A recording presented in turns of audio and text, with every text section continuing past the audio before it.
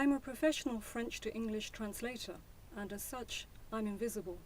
How come, I hear you cry? Well, the best translations are invisible. That means you don't notice that what you're reading has been translated, and I'm sure you don't think about the person who's translated it. So what is life as a translator on Reunion Island like?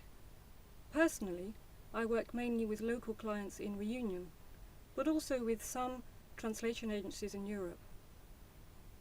As a freelancer, I'm glad to say no 2 days are alike.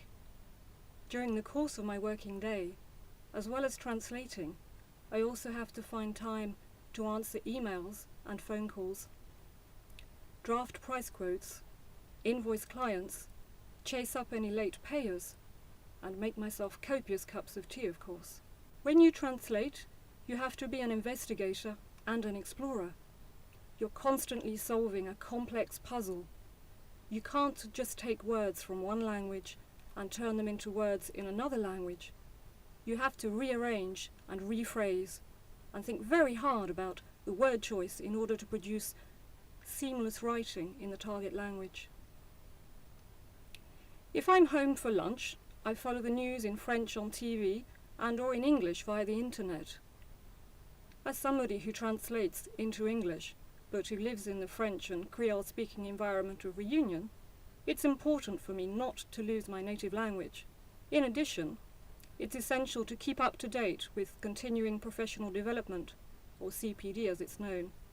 And although Reunion is far away from where most translation industry conferences and presentations take place, I managed to stay abreast using online webinars. When I go out, I admit I sometimes have trouble switching off.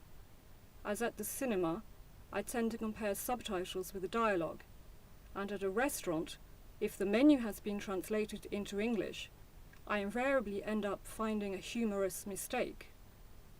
Souris d'agneau, translated as lamb with mouse, for example, or the fish cabot de fond, translated as dog's bottom.